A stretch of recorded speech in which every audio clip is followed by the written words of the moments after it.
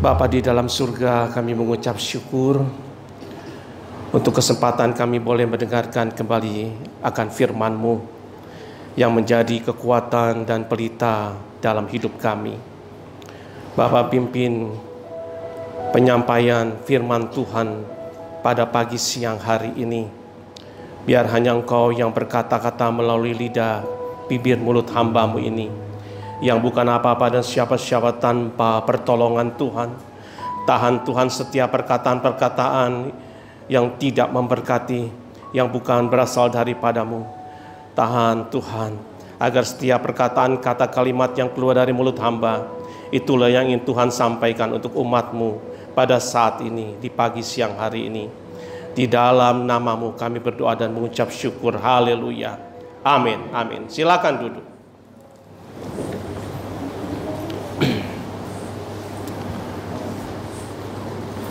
Selamat pagi, shalom. Ya.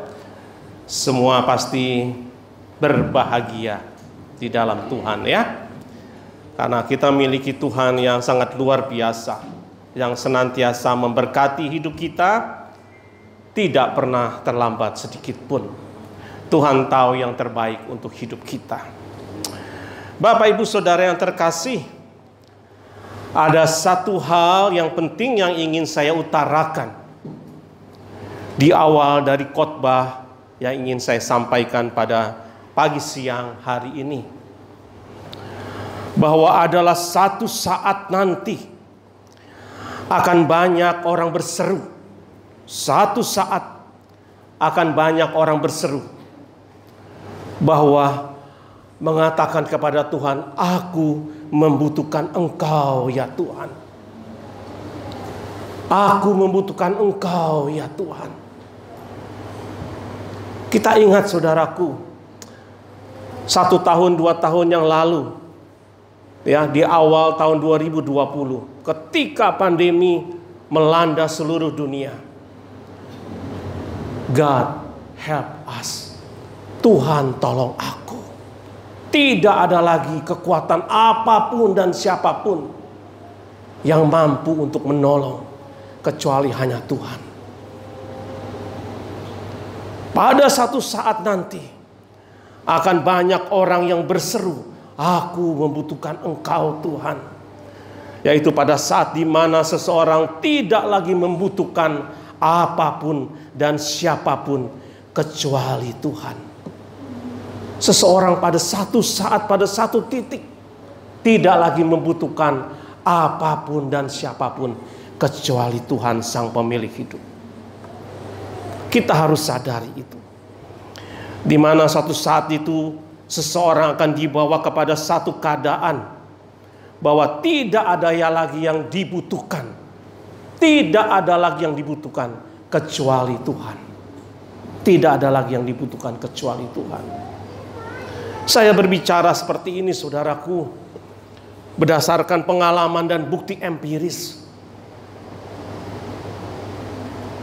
Boleh dikatakan sudah sering ketika kita ataupun saya pribadi berserta dengan istri mendoakan banyak orang. Mendoakan orang yang sakit, baik di rumah ataupun di rumah sakit. Pada saat itu kita bisa melihat bahwa tidak ada apapun dan siapapun yang dibutuhkan kecuali Tuhan.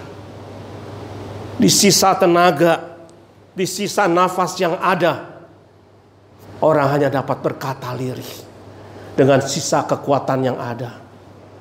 Aku membutuhkan Tuhan. Aku membutuhkan Engkau Tuhan. Segala harta, kekayaan, jabatan, pangkat, kehormatan, tanggal, luruh di hadapan Tuhan. Pada saat itu semuanya tidak laku. Aku hanya membutuhkan Engkau Tuhan.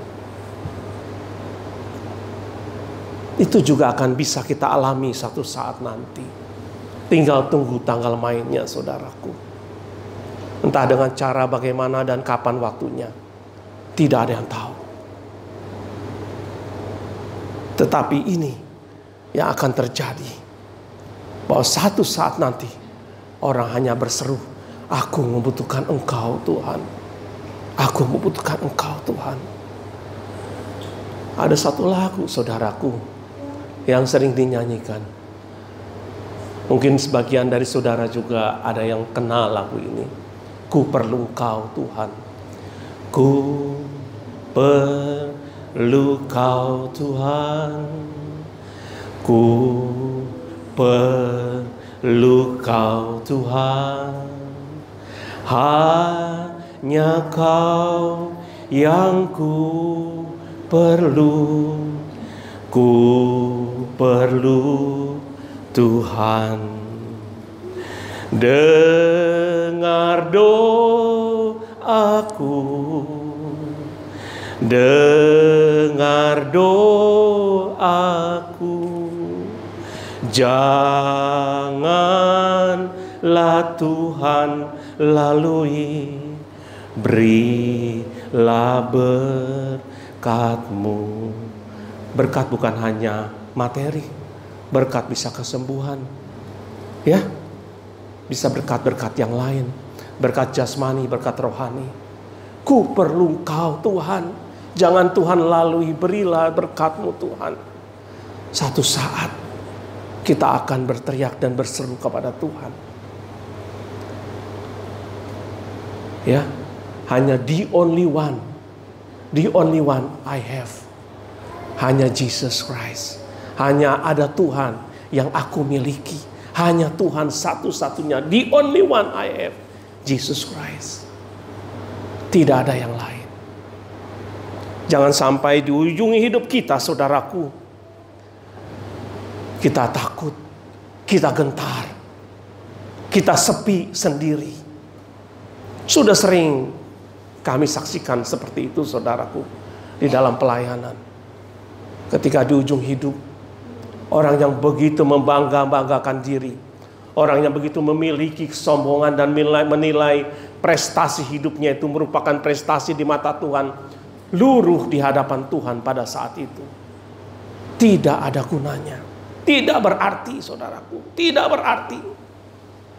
Segala jabatan tinggi, segala koneksi, segala harta, tidak ada artinya pada saat itu. Sepi sendiri.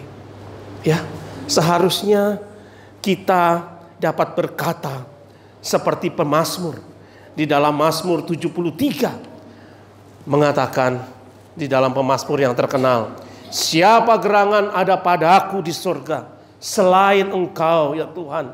Selain Engkau tidak ada yang kuingini di bumi. Selain Engkau tidak ada yang kuingini di bumi. Mazmur 73. Coba ya kita baca sama-sama ya. Saya baca dari ayat yang ke-12 karena ini asalnya cukup panjang ya. Ayat yang ke-12 dari Mazmur 73. Sesungguhnya itulah orang-orang fasik, ayat yang ke-12. Mereka menambah harta benda dan senang selamanya. Orang fasik, saudaraku ya. Sia-sia sama sekali aku mempertahankan hati yang bersih dan membasuh tanganku tanda tak bersalah. Namun sepanjang hari aku kena tulah dan kena hukum setiap pagi. Seandainya aku berkata, aku mau berkata-kata seperti itu, maka sesungguhnya aku telah berkhianat kepada angkatan anak-anak-Mu. Tetapi ketika aku bermaksud untuk mengetahuinya, hal itu menjadi kesulitan di mataku, sampai aku masuk ke dalam tempat kudus Allah dan memperhatikan kesudahan mereka, orang-orang fasik ya. Sesungguhnya di tempat-tempat licin kau taruh mereka, kau jatuhkan mereka sehingga hancur. Betapa binasa mereka dalam sekejap mata, lenyap habis oleh karena kedahsyatan. Seperti mimpi pada waktu terbangun ya Tuhan, pada waktu terjaga rupa mereka kau pandang hina. Ketika hatiku merasa pahit dan buah pinggangku menusuk-nusuk rasanya, aku dungu dan tidak mengerti. Seperti hewan aku di dekatmu, tetapi aku tetap di dekatmu. Engkau memegang tangan kananku. Dengan nasihatmu engkau menuntun aku, dan kemudian engkau mengangkat aku ke dalam kemuliaan. Siapa gerangan ada padaku di sorga selain engkau? Selain engkau tidak ada yang kuingini di bumi. Sekalipun dagingku dan hatiku habis lenyap, gunung batuku dan bagianku, tetaplah Allah selama-lamanya. Tetaplah Allah selama-lamanya. Jangan kita iri pada orang fasik. Seperti mereka, gemuk mereka berlimpah-limpah harta dengan jabatan tinggi, dengan segala kemewahan. Tetapi di dalam pergumulan dan pengharapan pada ayat yang terakhir dikatakan oleh pemazmur, siapa gerangan ada padaku di surga selain engkau. Selain engkau tidak ada yang kuingini di bumi. Tidak ada yang diingini oleh pemazmur ini di bumi. Hanya Tuhan, Elohim Yahweh, Bapa kita di surga. Tidak ada yang lain. Ini yang harusnya juga menjadi prototipe kita. Tidak ada yang lain. Pada akhirnya manusia seperti itu. Kembali kepada yang pemilik, kepada yang punya. Ya, harusnya sebagai anak-anak Tuhan kita memiliki sikap seperti yang sudah diteladankan oleh pemazmur. You are the only one I have. Hanya Engkau Tuhan yang aku miliki. Tidak ada yang lain. Atau seperti orang kaya di dalam Lukas 16. Lukas kaya di dalam Lukas 16 dikatakan, setiap hari orang kaya itu berpesta, berpakaian jubah ungu dengan kain halus, mewah hidupnya di tengah-tengah pesta pora dan kelimpahannya. Tetapi satu saat ketika dia mati, dia baru menyadari bahwa yang ia butuhkan hanyalah air. Air. Celupkan air. Aku kepanasan. Air di sini saudaraku bukan air mineral. Air di sini adalah air kehidupan, yaitu Tuhan sendiri. Tuhan. Seperti seorang wanita Farisi. Ya, seorang wanita Samaria di kota Sikar itu. Dikatakan apa? Kalau engkau meminum air dari sumur ini, engkau akan haus lagi. Engkau akan haus lagi. Tetapi kalau engkau meminum air yang kuberikan, selama-lamanya engkau tidak akan pernah haus. Air kehidupan. Tuhan itu sendiri. Ya. Jadi mana yang mau kita pilih? Air mineral yang saya minum sekali, nanti 10 menit, 15 menit akan jadi haus lagi. Atau air kehidupan yang akan memuaskan dahaga jiwa kita. Akan memuaskan dahaga jiwa kita. Pemazmur 42 mengatakan, seperti rusa yang merindukan sungai yang berair. Seperti rusa yang merindukan sungai yang berair. Demikianlah juga jiwaku haus akan engkau. Haus kepada Tuhan. Ya, dirinya itu diibaratkan sebagai rusa. Dan sungai yang berair itu diibaratkan sebagai Tuhan. Ya, jadi bagi seekor rusa, air itu bukan suplemen, saudaraku. Bagi rusa, air itu bukan hanya tambahan, tetapi bagi rusa, bagi kita, air kehidupan, kebenaran firman Tuhan itu, dan Tuhan itu sendiri adalah kehidupan kita, nyawa kita, hidup kita sepenuhnya. Ya, jadi jangan dijadikan suplemen. Jangan dijadikan tambahan. Seperti rusa itu merindukan air yang sungai yang berair. Merindukan. Jadi tidak ada yang kuingini selain Tuhan. Tapi nyatanya saudaraku, pada hari-hari ini begitu sedikit orang yang merindukan sungai yang berair ini. Nyatanya orang dibawa oleh kenikmatan dunia, kuasa kegelapan menarik seseorang sehingga tidak merindukan sungai yang berair, tetapi merindukan segala kenikmatan dunia pada hari ini, pada saat ini. Ya, jangan saudaraku, semua ini akan berlalu, semua akan berakhir. Juga waktu kita yang hanya 70 tahun, 80 tahun ini tidak sepenuhnya milik kita, saudaraku. Kalau 70 tahun, 80 tahun saudaraku, sekarang umur kita sudah 57, 58, ini sudah 60 tahun misalnya, tinggal sisa sedikit. Aduh, tinggal sisa sedikit saudara. Kalaupun kita memiliki 70 tahun, itu kita efektif hanya siang. Kan terbagi juga, ada siang, ada malam. Iya dong?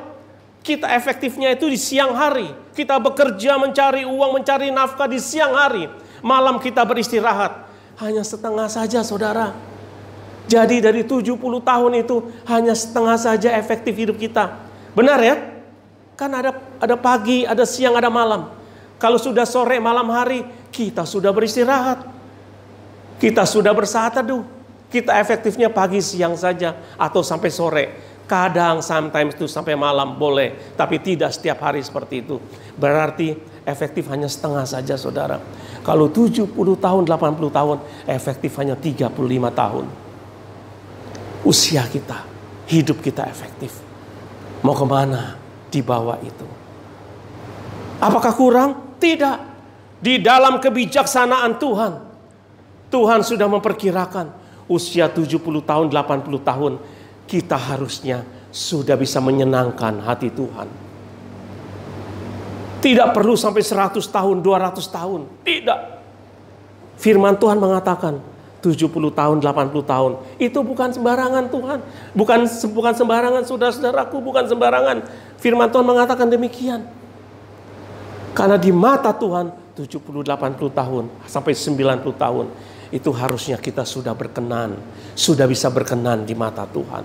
Hanya masalahnya kita mau atau tidak, kita memiliki atau tidak kehausan akan Tuhan. Kalau kita tidak memiliki kehausan akan Tuhan, enggak akan kita berkenan di hadapan Tuhan saudaraku. Tidak akan. Jangan kita liciki Tuhan. Jangan juga kita liciki diri kita sendiri. Saudara, kita bisa licik loh pada Tuhan. Betul? Betul ya? Betapa jahatnya hati kita. Kita bisa meliciki Tuhan. Jangan liciki Tuhan. Kalau kita sedang ada masalah, sedang ada pergumulan, kita baru datang kepada Tuhan. Tuhan, aku butuh Engkau. Aku perlu Engkau. Kita baru datang kepada Tuhan. Ini ya, terutama kepada suami-suami ini, kepada bapak-bapak. Kalau sudah diberkati Tuhan banyak melimpah, ya, sudah sukses dalam pekerjaan, banyak uangnya, banyak berkatnya, jangan suka kawin lagi. Ya, jangan berpindah kepada lain hati. Ini kebiasaan nih laki-laki ini. Ya, termasuk saya saudaraku, termasuk saya. Ya, saya kalau berkhotbah juga untuk diri saya juga saudaraku, bukan hanya untuk saudara. Firman Tuhan itu untuk kita semua, membangun dan mengingatkan. Ya, jadi ini kalau sudah banyak uang, jangan suka main perempuan, jangan suka mau kawin lagi. Ya, meninggalkan istri, meninggalkan anak. Nanti ketika uangnya sudah habis, ketika hartanya sudah ludes, ketika sakit-sakitan, ya, ketika sudah sakit-sakitan, misalnya ya, maaf ya, misalnya stroke, misalnya sudah diseret-seret, diseret-seret jalannya tuh, kan begitu, sudah diseret-seret jalannya, baru datang kembali kepada istrinya yang pertama itu, mama, ya, kayak Shinchan saudaraku, ya doh. Kalau sudah stroke baru mau balik. Tapi kalau lagi banyak uangnya itu, banyak hartanya, tinggali anak dan istri.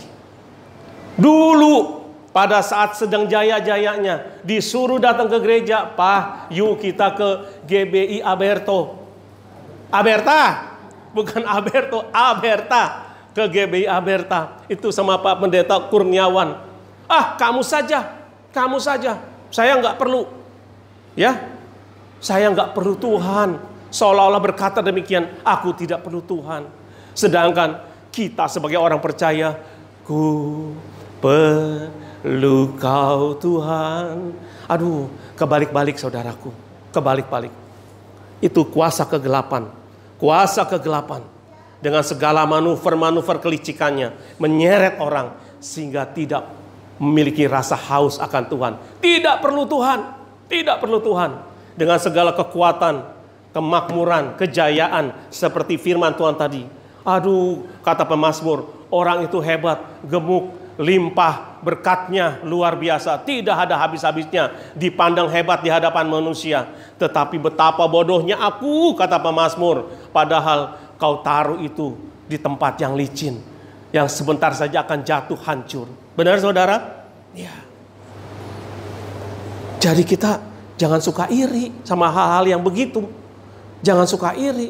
Kalau ada saudara kita atau siapapun yang merasa kelihatannya diberkati, pelayanannya itu hebat, luar biasa, berkatannya luar biasa. Oh, kita doakan saja saudara. Jangan ada terbersit. Kita iri hati, jangan. Belum tentu. Semua ada penilaian di mata Tuhan. Ya, semua ada penilaian di mata Tuhan. Karena seringkali kegagalan orang Kristen sebagai pengikut Kristus, satu hal yang sepele, tetapi sangat penting. Tidak memiliki rasa haus dan lapar akan Tuhan. Firman Tuhan di dalam Matius 5 ayat 6 berkatakan apa? Berbahagialah orang yang lapar dan haus akan kebenaran, akan Tuhan. Dia akan dipuaskan. Berbahagia saudara. Berbahagia itu suatu keadaan yang harmonis. Betapa kita melekat kepada Tuhan. Bahagia kita itu bukan bahagia semu, tetapi bahagia yang sungguh-sungguh. Kehausan kita juga bukan kehausan yang semu, yang dibuat-buat, tetapi kehausan yang sungguh. Seperti rusa merindukan sungai yang berair. Ya. Jadi kita harus memiliki kebahagiaan. Berbahagialah. Karena apa dikatakan berbahagia saudaraku? Karena betapa sedikitnya orang yang memiliki rasa lapar dan haus akan kebenaran. Sehingga dikatakan berbahagialah kamu saudara-saudara dan saya yang memiliki rasa lapar dan haus. Tidak banyak saudaraku, tidak semua. Banyak orang mengaku sebagai orang percaya, banyak orang mengaku sebagai orang Kristen, tetapi tidak sungguh-sungguh memiliki rasa lapar dan haus akan Tuhan. Ya, buktinya apa? Yaitu tidak memiliki 1 jam pribadi dengan Tuhan. Ketika ada ibadah, tidak memiliki kehausan. Aduh saudara, dulu nih, kalau saya boleh bersaksi, ketika saya masih SD SMP, rasanya itu satu hari saya tidak kalau saya tidak datang ke gereja di GKI. Tidak bisa saudaraku. Itu ada rasa lapar dan haus. Kenapa ya? Saya maunya datang berkumpul, kemudian kita dengar PA. Tidak bisa. Kehausan akan Tuhan tidak bisa datang blek begitu saja saudara. Tidak bisa. Itu harus diupayakan. Itu harus dibangun dengan satu mindset, dengan satu kesadaran bahwa aku perlu Engkau Tuhan. Aku butuh Engkau Tuhan. Itu. Kalau tidak bisa saudaraku. Saudara pikir bisa seperti itu? Enggak. Coba saudara lakukan. Apa bisa tiba-tiba saudara memiliki satu lapar dan haus? Kehausan yang luar biasa kepada Tuhan. Seperti rusa yang merindukan sungai yang berair. Tidak bisa. Semua harus diupayakan. Dari hari ke hari. Dari minggu ke minggu. Dari bulan ke bulan, tahun ke tahun. Kita harus upayakan. Melatih.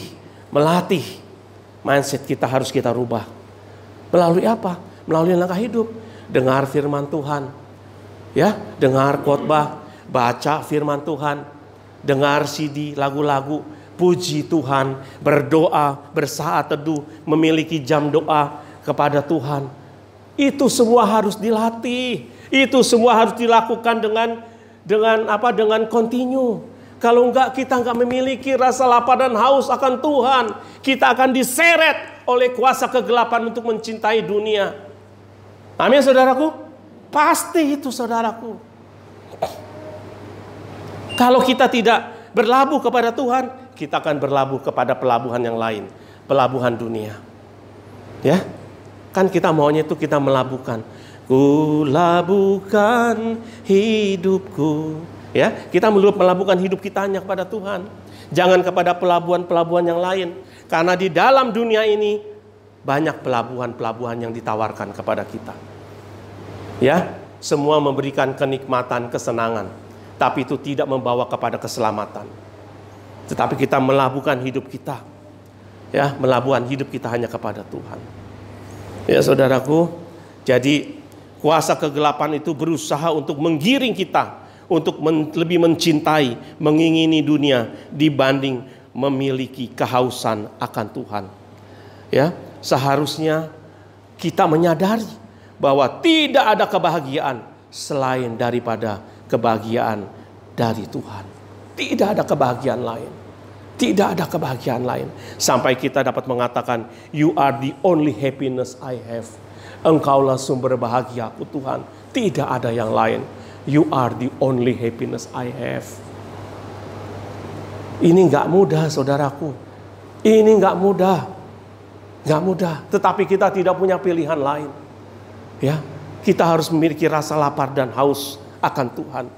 Karena haus dan lapar itu merupakan suatu mekanisme. Suatu mekanisme tubuh yang normal. Orang yang normal saudaraku akan merasa lapar dan haus. Betul? Kalau tidak memiliki rasa lapar, pasti orang itu sakit. Gak mau makan. Betul ya? Kalau anak-anak kita gak mau makan, pasti dia ada sesuatu yang dirasakan. Sehingga dia tidak suka makan. Jadi lapar dan haus itu mekanisme tubuh yang normal. Lapar dan haus itu adalah atribut kehidupan. Lambang kehidupan. Betapa hebatnya firman Tuhan itu. Tuhan Yesus mengatakan, memakai perumpamaan lapar dan haus untuk keadaan rohani kita. Ya, berbahagialah orang yang lapar dan haus akan firman Tuhan. Aletheia, kebenaran. Aletheia, lapar dan haus akan firman Tuhan, kebenaran. Karena mereka akan dipuaskan. Akan dipuaskan. Ya, dipuaskan di dalam Tuhan, saudaraku. Jangan hanya kita puas untuk memiliki ini, memiliki itu, benda-benda. Tetapi kita tidak memiliki Tuhan. Kita tidak mengalami Tuhan. Itu celaka saudaraku.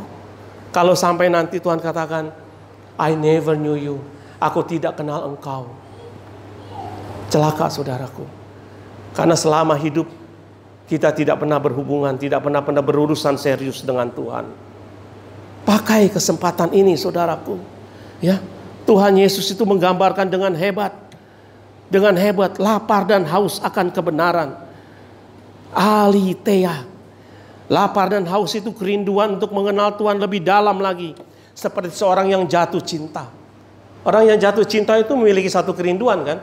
Orang yang sedang falling in love sekarang, ada gak di sini yang sedang falling in love? Ada? Siapa? Jos katanya tadi. Atau Fieri.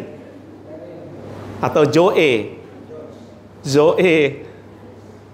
Ya, anak-anak muda lah di tempat ini. Kalau kita memiliki kekasih jiwa kan pasti akan rindu. Bagaimana seperti rusa tadi merindukan sungai yang berair, rindu, haus. Kalau sudah bertemu dengan sang kekasih hati itu, oh rasanya lega. Ya, rasanya tenang, lega. Begitu juga kita dengan Tuhan tuh berkasih-kasihan saudaraku. Kalau tidak memiliki kerinduan, bagaimana? Ya, seperti tadi yang saya gambarkan, bapak-bapak itu kalau sudah punya uang, punya harta, tidak memiliki kehausan akan Tuhan. Terus dia mau memuaskan hatinya itu dengan berbagai macam kenikmatan-kenikmatan hidup. Tidak bisa dilarang. Aku yang punya uang, aku ingin melangkah kemana aku pergi. Mau ke panti pijat kek, ke pijat plus-plus kek, mau pelesiran kemana kek, mau beli apa kek, itu uangku. Aku yang punya uang. Tidak usah diatur-atur. Oh, nanti tunggu tanggal mainnya. Kalau sampai Tuhan izinkan kena pukulan Tuhan, oh saudaraku, semua pasti ada akibatnya. Tidak ada pukulan Tuhan yang tidak ada efeknya saudaraku. Pasti ada impactnya. Ya, jangan sampai nanti saudara ketika sudah keplek ya, sudah kakinya diseret-seret, tangannya diseret-seret, mama kayak Shinchan saudaraku, baru balik kepada istrinya, kepada anaknya, masih syukur kalau anaknya masih terima, istrinya masih terima. Dulu ke gereja nggak mau, sekarang oh mam yuk kita sekarang datang yuk ke gereja. Gereja mana? GBI Aberta sambil diseret-seret. Nggak apa-apa ya Pak Kurniawan ya, yang penting dia bertobat ya Pak ya. Ya, baru bisa memuji Tuhan. Ku masuki gerbangnya dengan hati bersyukur. Dulu boro-boro saudara. Dulu lagunya lagu dunia terus, ya. Sekarang mau ku masuki gerbangnya. Tapi keadaan sudah seperti itu. Tetapi tidak ada kata terlambat, ya saudara ya. Tetapi jangan sampai dipukul Tuhan. Ayo memiliki rasa lapar dan haus akan Tuhan. Miliki, itu perlu diupayakan. Tidak bisa orang itu jahat seketika blek. Tidak bisa orang baik juga seketika blek. Semuanya itu ada proses. Semuanya baik proses, saudaraku. Ada prosesnya. Kehausan itu harus kita upayakan. Dari hari ke hari. Nggak mungkin. Ya, bisa dengan pekerjaan kuasa Roh Kudus, bisa. Tetapi Tuhan memiliki caranya. Untuk mendidik anak-anaknya seperti itu. Supaya kita itu taat. Dari ke hari kita memiliki hubungan dengan Tuhan. Memiliki jam doa kepada Tuhan. Setiap hari jam 12:30, jam 1, jam 2. Aduh saudara, saya nggak membangga-banggain ya. Jam-jam segitu tuh jamnya saya.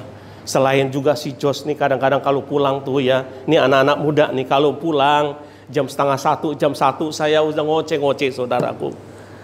Ya, orang jam segitu tuh kita bersaat teduh kepada Tuhan. Sudah ya, sambil nunggu si Jos pulang. Emang itu sudah jam saya. 1:30, jam 2. Kita berlutut, kita duduk. Menyembah Tuhan. Menyembah. Aduh sampai sering kali saya ya. Ini si Popo kan sudah ini ya. Sudah tua ya saudaraku ya. Saya lagi menyembah. Oh Tuhanku perlu Kau. Tuhan. Oh Tuhan. Pegang tanganku. Aku begini. Si Popo tiba-tiba datang ke saya saudaraku. Tanganku dipegang.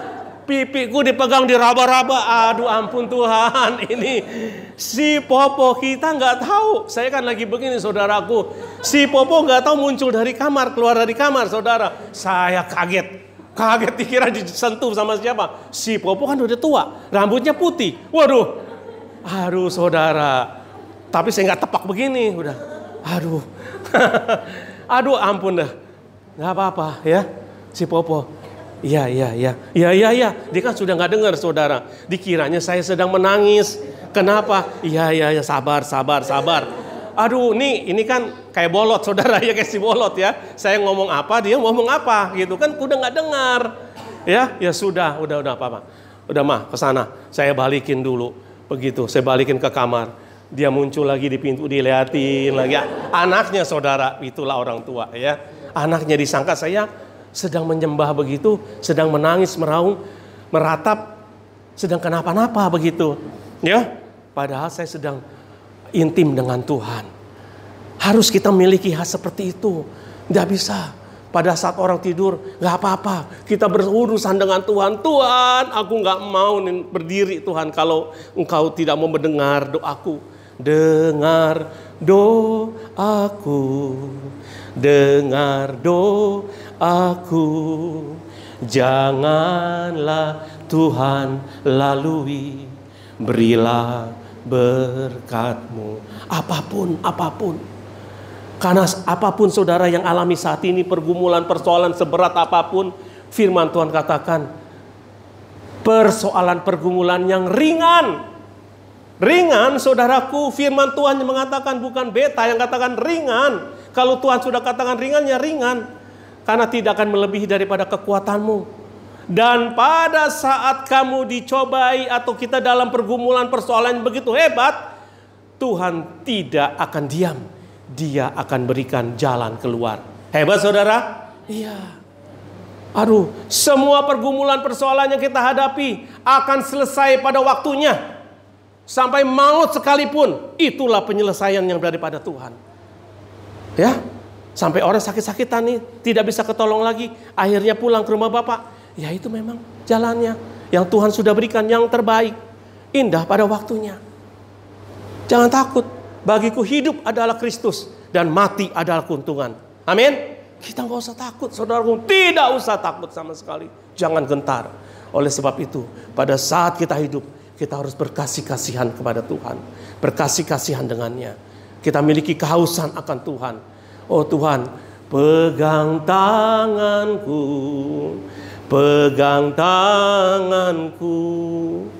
Janganlah Tuhan lepaskan, berilah berkat-Mu. Kita terus memegang tangan Tuhan. Tuhan akan memegang tangan kita, tidak akan melepaskan. Jangan saudara-saudara punya pikiran bahwa Tuhan akan membuang saudara, membuang saya. Tidak. Jangan kita punya pikiran Tuhan akan membuang kita. Tidak. Tuhan tidak pernah membuang kita, tetapi kita yang membuang Tuhan. Kita yang sering menyingkirkan Tuhan dari hidup kita. Kita yang sering tidak percaya kepada janji-janji Tuhan. Tuhan gak pernah membuang kita. Kita adalah biji matanya. Tadi kan lagunya ada. Dia adalah biji mata. Kita adalah biji matanya Tuhan. Gak akan Tuhan buang. Gak akan Tuhan buang. Apalagi anaknya yang sering berdoa kepadanya, mohon kepadanya, sampai menangis, mencucurkan air mata, berderai di dalam pergumulan, di dalam persoalan hidupnya. Tuhan tidak akan tinggalkan. Tuhan katakan, persoalanmu nak, pergumulanmu nak, ringan. Masih pergumulan yang ringan. Ya, tidak akan melebihi daripada kekuatanmu. Semua pergumulan persoalan ini akan lewat. Akan bisa kamu lalui. Akan bisa kamu lewati. Percaya kepadaku. Amin. Serahkan semua persoalan, pergumulan hidup kita kepada Tuhan. Sebab Dia yang memelihara hidup kita. Dia yang pelihara. Kalau dipelihara tuh namanya apapun diberikan. Kita pelihara burung, memang tidak dikasih makan, saudara. Betul? Kita pelihara binatang, dikasih makan, sakit dibawa ke dokter hewan. Itu dipelihara. Apalagi kita yang jauh lebih berharga daripada burung pipit. Pasti kita akan dibela dan dipelihara Tuhan. Amin ya? Ya. Jangan takut. Jangan takut. Ya. Dan pada saat ketika kita sudah sampai mentok nih, sudah mentok, aduh Tuhan, aku sudah gak mampu lagi. Aku gak kuat lagi Tuhan. Oh, Tuhan tahu sampai kedalaman hatimu. Tuhan tahu sebenarnya kamu memang sudah tidak mampu. Dan Tuhan pada saat itu memberikan jalan keluar. God will make a way.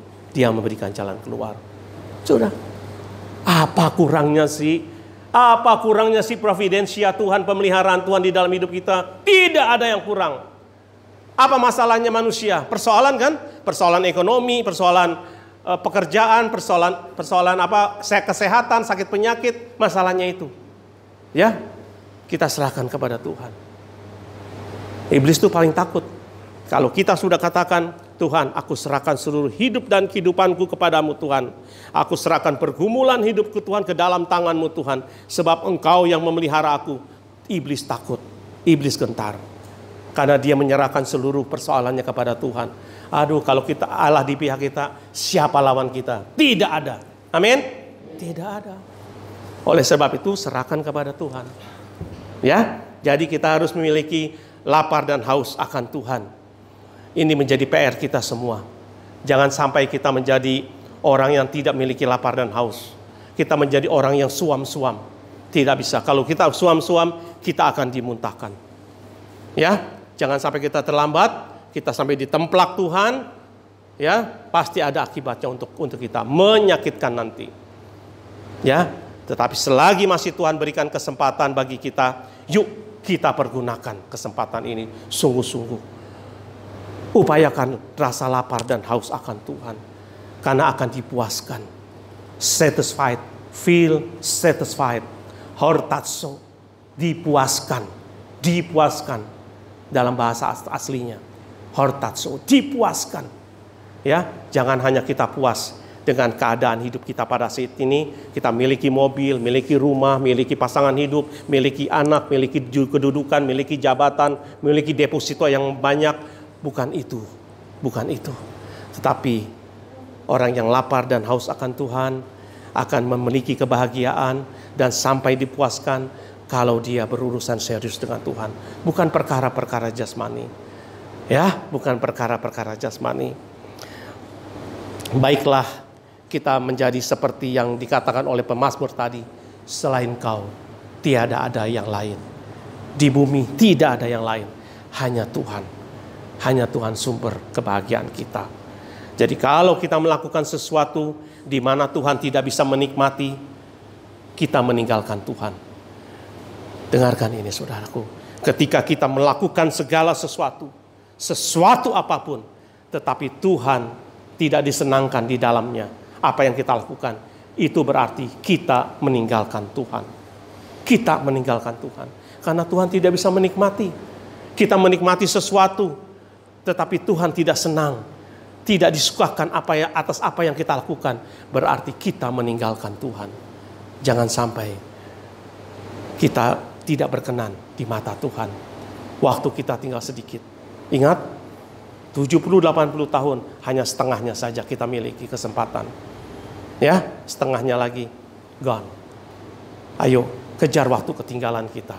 Selamat berjuang. Tuhan Yesus berkati. Amin.